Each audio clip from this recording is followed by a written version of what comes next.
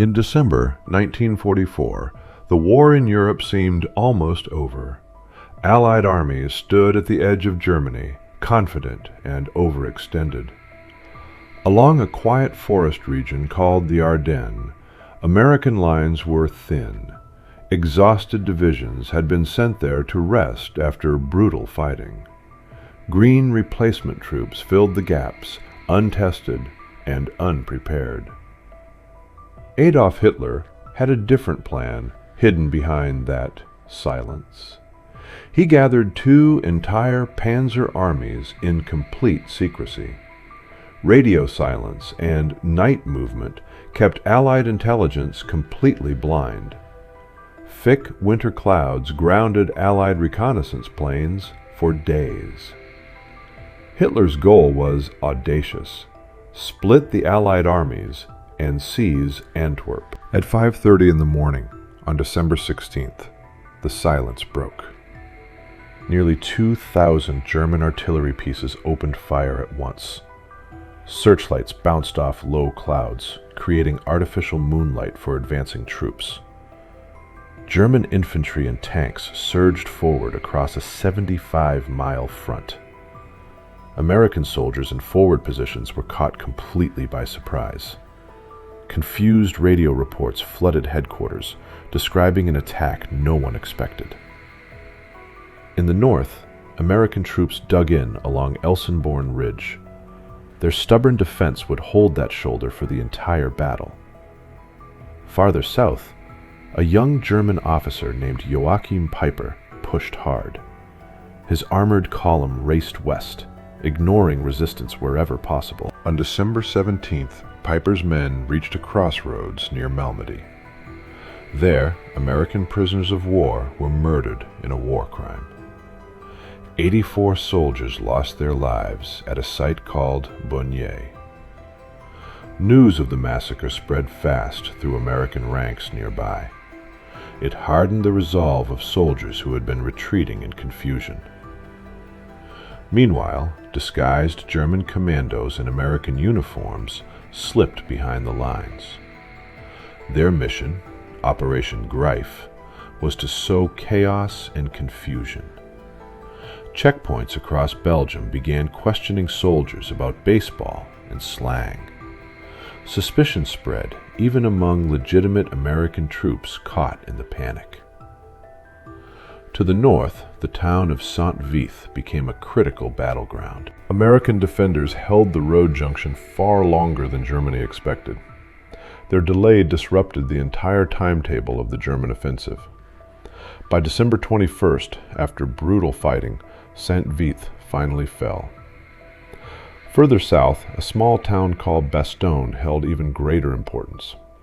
7 roads converged there, vital for any advance toward the Meuse.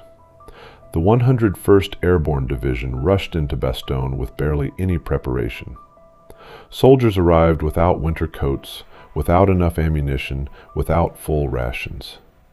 German forces surrounded the town completely within a matter of days. Snow fell steadily, and temperatures dropped far below freezing.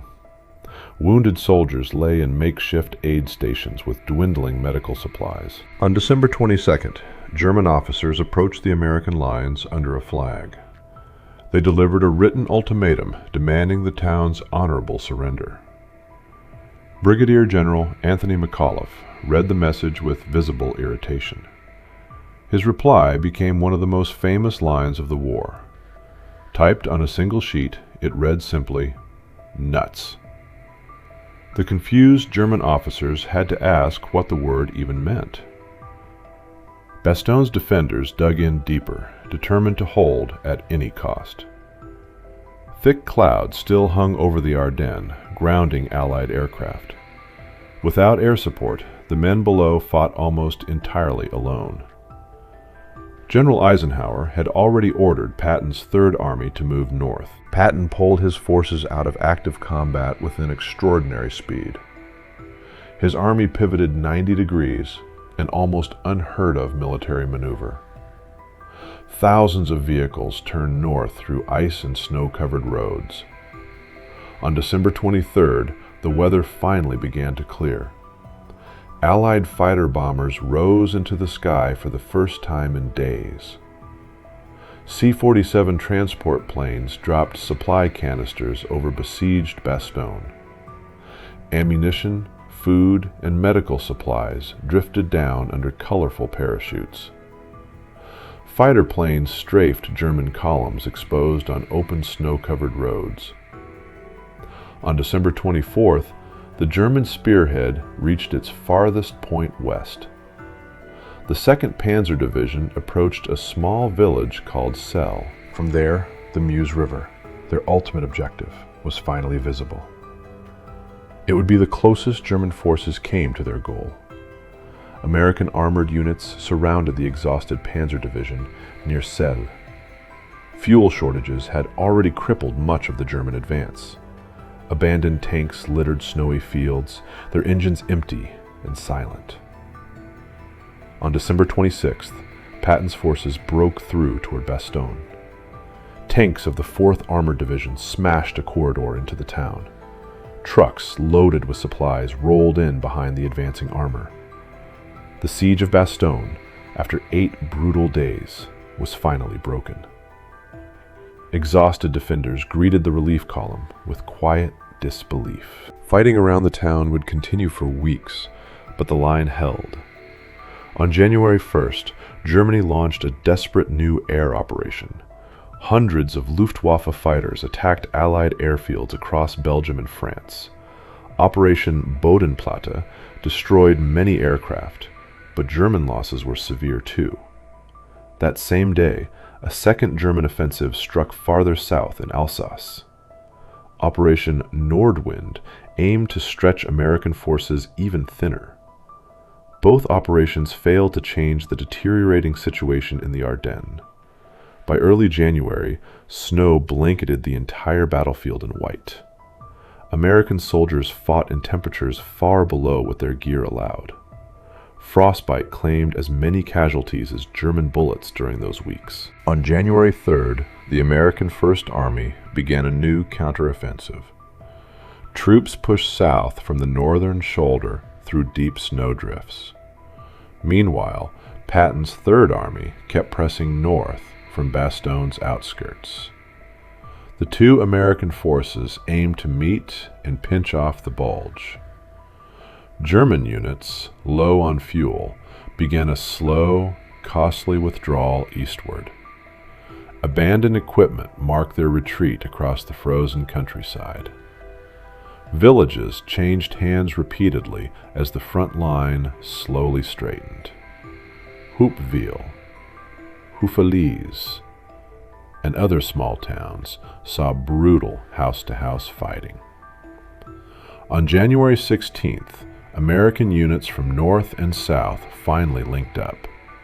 The town of Houffalize marked the symbolic closing of the Bulge. German forces retreated toward the Siegfried Line, their original starting point. By January 25th, the battle was officially declared over. The front lines had been restored to where they stood in mid-December. American casualties numbered close to 90,000 men. Nearly 20,000 of them never returned home. German losses were similarly staggering, estimated near 100,000. Hundreds of German tanks and aircraft had been destroyed or abandoned. Germany's last major armored reserves in the West were now gone. The offensive that was meant to split the Allies had failed completely.